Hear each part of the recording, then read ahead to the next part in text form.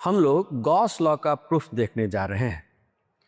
JEE के syllabus में ये प्रूफ नहीं है, लेकिन एचसी वर्मा की किताब में दिया है और इंटरेस्टेड लोग इस वीडियो को देखने के बाद एक बार एचसी वर्मा से इस प्रूफ को पढ़ भी लेंगे।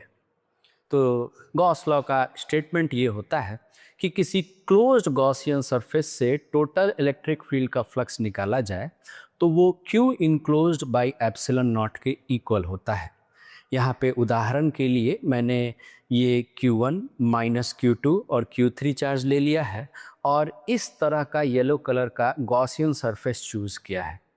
तो अगर मैं इन सारे चार्जेस की वजह से नेट इलेक्ट्रिक फील्ड को E लिखूँ और यहाँ पे आउटवर्ड नॉर्मल के अलॉन्ग एरिया वेक्टर ले लूँ और E डॉट डी ए का समेशन पूरे सरफेस पे करता चला जाऊँ, तो अंत में हम लोगों को Q enclose by epsilon not मिलेगा, यानी कि इस केस में Q1 minus Q2 by epsilon not मिलेगा। क्यों, जरा देखते हैं। इस प्रूफ को समझने के लिए हम लोगों को थोड़ा सा एंगल और सॉलिड एंगल के बेसिक आइडियाज़ को विजिट करना पड़ेगा। एंगल के बारे में तो आपको अच्छे से पता है, लेकिन एंगल की थ्योरी की मदद से मैं आपसे सॉलिड एंगल का भी एक ठीक ठाक इंट्रोडक्शन कराते चल रहा हूँ। देखिए, एंगल बनाने का सिंपलेस्ट रेसिपी ये है कि आप बोर्ड पे कोई भी रैंडम शेप का कर्व खींच दीजिए और बाहर का एक पॉइंट P ले लीजिए। जब P को इस कर्व के एंड पॉइंट से मिला देते हैं तो यहाँ पे एक एंगल बनता हुआ दिखाई देता है। उसी स्पिरिट में सॉलिड एंगल को भी इमेजिन किया जा सकता है। कोई रैंडम सा सरफेस इमेजिन कीजिए। अब 2 डायमेंशंस में सरफेस दिखाना मुश्किल काम है, लेकिन ये बाहर की ओर ऐसा कुछ आ रहा है, ये इमेजिन करना है। और इस सरफेस के बाहर का ये पॉइंट P ले लिया। P से सरफेस के एंड्स को हम लोग लाइंस खींच खींच करके अगर मिलाएंगे तो 3 डायमेंशंस में एक सॉलिड एंगल बनते हुए दिखाई देगा, जिसे मैं कैपिटल ओमेगा सिंबल से रिप्रेजेंट कर रहा हूँ। अगर ये बेसिक आइडिया क्लियर हो गया तो ज़रा सॉलिड एंगल का अब स्टैंडर्ड डेफिनेशन भी देखा जाए। नापते कैसे हैं सॉलिड एंगल को? तो सर्कल एक बार हम आपको याद दिलाएं कि हम लोग एक सर्कल बना लेते हैं और सर्कल में यहाँ से यहाँ जाने में आर्क लेंथ S है, तो S डिस्टेंस चलने में सेंटर पे एक एंगल सबटेंड हो जाता है और उस एंगल को हम लोग आर्क लेंथ बटा रेडियस से डिफाइन करते हैं। उसी तरह से सॉलिड एंगल का डेफिनेशन देने के लिए ये एक स्फीयर इमेजिन कीजिए, ठीक है। स्फीयर के ऊपर हम लोग ब्लैक कलर से ये वाला एरिया डेल्टा ए एरिया को पेंट कर देते हैं। अब ये 3D में इमेजिन करना पड़ेगा और सेंटर पे अगर हम पेंटेड एरिया के किनारों को लाइन खींच खींच करके मिलाएं तो हम लोगों को एक सॉलिड एंगल बनते हुए दिखाई देगा। बाय डेफिनेशन सॉलिड एंगल होता है ये एरिया डिवाइडेड बाय रेडियस का स्क्वायर। नोट कीजिए कि सॉलिड एंगल एक डायमेंशनलेस क्वांटिटी होती है और इसका ऐसा यूनिट स्ट्रेडियन होता है। यूनिट्स एंड डायमेंशन से आप लोगों को याद होगा, शॉर्ट फॉर्म में SR लिखा जाता है। ठीक, ये डेफिनेशन आ गया तो एक वेल नोन सॉलिड एंगल निकालते हैं। अगर मान लीजिए कि सर्कल का उदाहरण लेकर के सोचें, हम लोग पूरा एक चक्कर काट करके यहाँ पे आते हैं तो आर्क लेंथ 2 पाई आर का होता है और तब सेंटर पे सबटेंडेंट एंगल ये वाला पूरा एंगल को हम लोग आर्क लेंथ बटा रेडियस से 2 पाई रेडियंस का लिख देते हैं। उसी तरह से अगर आपको ये स्फीयर मिला हुआ है और आपने ब्लैक कलर के पेंट से पूरे स्फीयर की पुताई कर दी है और तब आप इमेजिन कीजिए ये 3 डायमेंशंस में एंगल बन रहा होगा। फिगर में दिखा पाना आसान काम नहीं है, लेकिन 3D में जो एंगल बन रहा होगा वो कितना बन रहा होगा?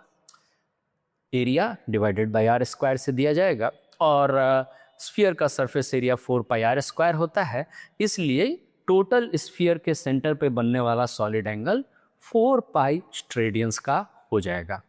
रेडियंस की तरह स्ट्रेडियंस को भी बिना यूनिट के कई बार लिखा जाता है। ओके, ये बात अगर समझ में आ गई है तो आगे किसी रैंडम शेप के क्लोज्ड कर्व की चर्चा करते हैं। मान लीजिए मैंने यहाँ से यात्रा शुरू की, ऐसे घूमते घूमते घूमते घूमते यहाँ पे आया हूँ और प्लान है कि अभी और आगे बढ़ेंगे, अभी और आगे धीरे धीरे बढ़ते बढ़ते इस कर्व को बंद कर देंगे। तो अंदर के किसी पॉइंट पे कितना एंगल सबटेंड होगा? क्या आप देख पा रहे हैं कि पूरा एंगल बनते बनते ये 2 पाई रेडियंस का दिख रहा है? उसी स्पिरिट में अगर हम लोगों को कोई क्लोज सरफेस दिख रहा हो, तो एक सरफेस की स्फीयर की पुताई चालू की थी या रैंडम किसी शेप की पुताई चालू की थी, और पुताई करते करते मैंने इधर से सारी पुताई कर दी है और एंड में यहाँ पे थोड़ा सा जगह बचा रखा है, उसके किनारों को अगर मिला दिया जाए अंदर के किसी भी पॉइंट से, तो एक बड़ा सा सॉलिड एंगल यहाँ पे बनते हुए दिखाई देगा। मेरा प्लान पुताई पूरी कर देने का है और इसको क्लोज कर देने का है। आई थिंक सबको एग्री करेंगे, उस केस में 4 पाई रेडियंस का एंगल अंदर की ओर बनते हुए दिखाई देगा। अच्छा, बाहर के पॉइंट पे फिर क्या होगा? अगर हम लोग बाहर के पॉइंट लें और किसी क्लोज कर्व को उठा करके बाहर के पॉइंट से उसके एंड्स को मिलाएं, तो यहाँ पे एक बहुत छोटा एंगल बनता हुआ दिख रहा है, और अगर मैं कर्व को एक्चुअली क्लोज कर दूं तो ये एंगल कम होते होते 0 हो जाता है। सेम लॉजिक से अगर कोई रैंडम सा सरफेस दिया हुआ है और वो ऑलमोस्ट क्लोज होने जा रहा है, तो बाहर के किसी पॉइंट पे एक छोटा सा सॉलिड एंगल सबटेंड होगा, और जैसे ही मैं सरफेस को पूरी तरह से क्लोज करूंगा वो सॉलिड एंगल 0 हो जाएगा। ठीक है, तो अगर ये सब बातें समझ में आ रही हैं, तो एक और छोटी सी बात मुझे इंट्रोड्यूस करनी है, उसके बाद गॉस लॉ का प्रूफ हम लोग देख सकते हैं। जरा ये भी थोड़ी ट्रिकी सी बात देखी जाए। मैं स्मॉल एंगल्स की चर्चा कर रहा हूँ, ठीक है? तो लेट अस से कि इस पॉइंट से मैंने r डिस्टेंस दूर तक यात्रा की और उसके बाद इस डिस्टेंस के परपेंडिकुलर यहाँ पे आर्क लेंथ ले लिया ds लंबाई का, ये परपेंडिकुलर लिया है, ठीक है? तो हम लोग इमेजिन कर सकते हैं कि सेंटर पे छोटा सा एंगल बना होगा, और कितना ये एंगल बना होगा? अगर ये दोनों परपेंडिकुलर है और ये लेंथ बहुत छोटा है, तो मैं इसको छोटे से सर्कल का आर्क जैसा इमेजिन कर सकता हूँ, और तब एंगल हो जाएगा D theta will be arc length बटा रेडियस। ठीक है, ये सिनेरियो तब एप्लीकेबल है जब मेरा आर्क लेंथ रेडियस के परफेक्टली परपेंडिकुलर हो। अगर मान लीजिए कि हमारा आर्क लेंथ रेडियस के साथ 90 डिग्री एंगल पे नहीं है, तब मैंने इस पॉइंट को मिलाया, एंड पॉइंट्स को इसको इस पॉइंट से मिलाया, तो हम लोगों को यहाँ पे भी एक छोटा सा एंगल बनता हुआ दिखाई देगा।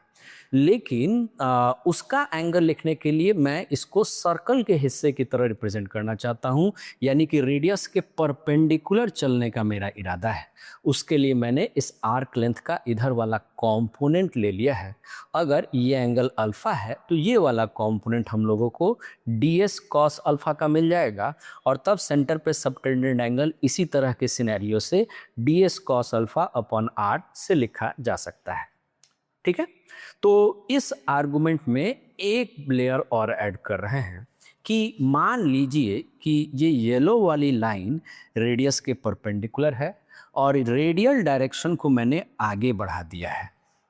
ठीक है, जो मेरा आर्क लेंथ था उसके परपेंडिकुलर मैंने एक लाइन खींचा है और उसका नाम दिया है नॉर्मल। तो ये रेडियल डायरेक्शन और नॉर्मल के बीच में भी एंगल अल्फा का बन रहा है। क्या आपको दिख रहा है? ये येलो वाली लाइन और रेडियल डायरेक्शन परपेंडिकुलर थे, इस पूरे एंगल का मेजर 90 होगा। एक हिस्सा अल्फा है तो बचा हुआ हिस्सा 90 माइनस अल्फा होगा, और चूंकि इस लाइन सेगमेंट के परपेंडिकुलर ये लाइन है, एक हिस्सा 90 माइनस अल्फा है, तो बचा हुआ हिस्सा जरूर अल्फा के बराबर होगा।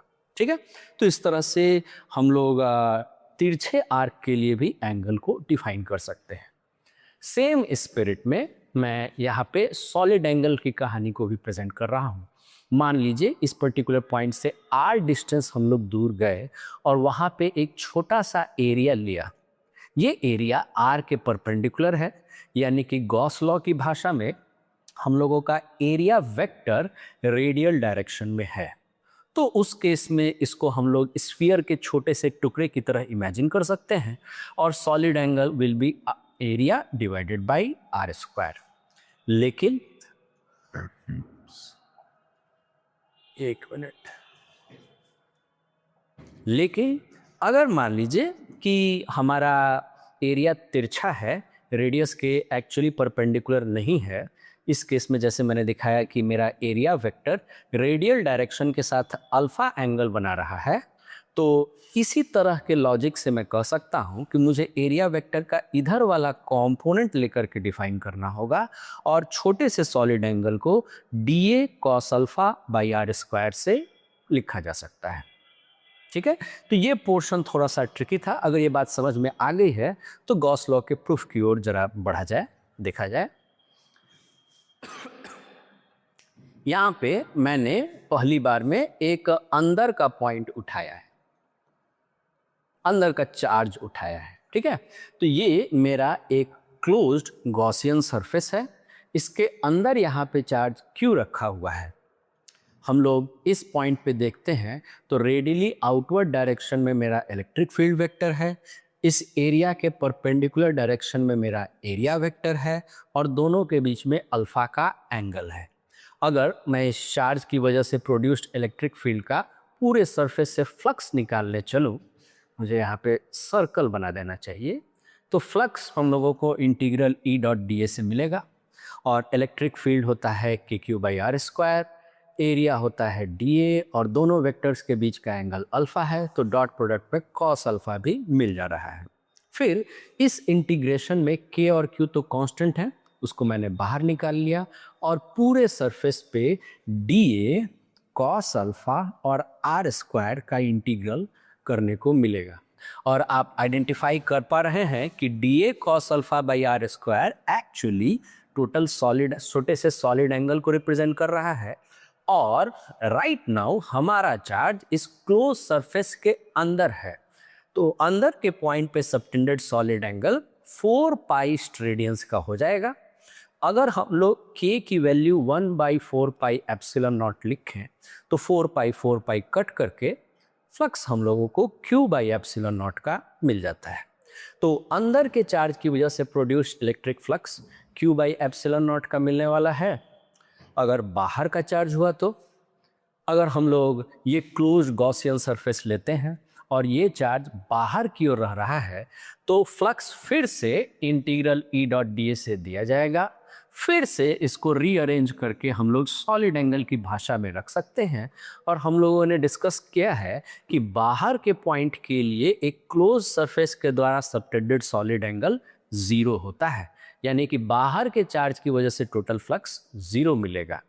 तो जनरल केस की बात कर ली जाए, अगर मान लीजिए कि जनरल केस है इस गॉसियन सरफेस के अंदर स्मॉल सिंबल से मैंने Q1 Q2 चार्जेस को दिखाया है और बाहर कैपिटल सिंबल से Q1 Q2 चार्जेस को दिखाया है, और हम लोग इस पूरे गॉसियन सरफेस से सारे चार्जेस की वजह से प्रोड्यूस्ड इलेक्ट्रिक फील्ड का फ्लक्स निकालने चले, तो फ्लक्स फिर से integral E dot d A से दिया जाएगा।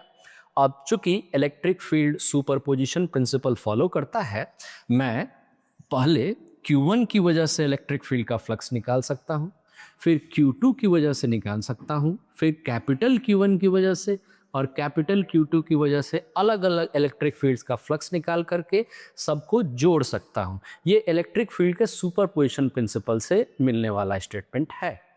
ओके, अब अगर हम लोग देखें तो Q1 इस क्लोज गॉसियन सरफेस के लिए अंदर का चार्ज है और इसका flux Q1 by epsilon not होगा।